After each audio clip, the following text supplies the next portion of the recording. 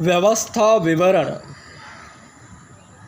अध्याय 1 वचन 34 से 46 तक।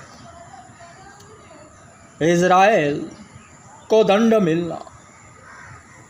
परंतु तुम्हारी वे बातें सुनकर यहोवा का कोप भड़क उठा और उसने यह शपथ खाई, निश्चय इस बुरी पीढ़ी के मनुष्यों में से एक भी उस अच्छे देश को देखने न पाएगा जिसे मैंने उनके पितरों को देने की शपथ खाई थी। यपुन्ने का पुत्र कालेब ही उसे देखने पाएगा और जिस भूमि पर उसके पांव पड़े हैं उसे मैं उसको और उसके वंश को भी दूंगा, क्योंकि वह मेरे पीछे पूरी रीति से हो लिया है।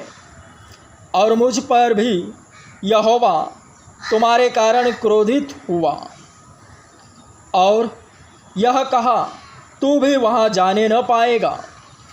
नून का पुत्र यहोशू जो तेरे सामने खड़ा रहता है वह तो वहाँ जाने पाएगा, इसलिए तू उसको हियाब दे, क्योंकि उस देश को इज़राइलियों के अधिकार में वही कर देगा।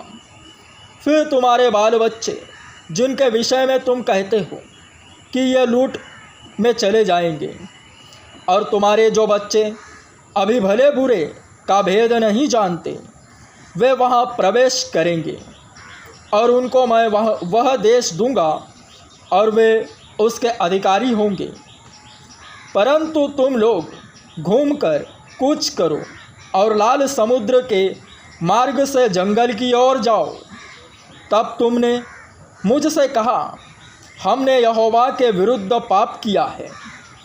अब हम अपने परमेश्वर यहोवा की आज्ञा के अनुसार चढ़ाई करेंगे और लड़ेंगे। तब तुम अपने अपने हथियार बांधकर पहाड़ पर बिना सोचे समझे चढ़ने को तैयार हो गए।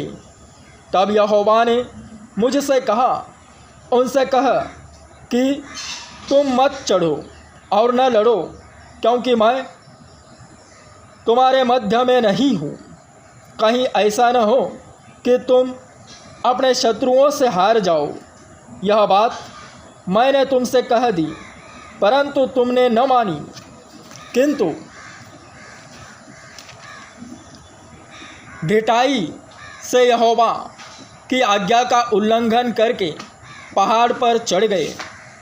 तब उस पहाड़ के निवासी एमोरियों ने तुम्हारा सामना करने को निकलकर मधुमक्खियों के समान तुम्हारा पीछा किया और सेईर देश के होर्मा तक तुम्हें मारते मारते चले आए।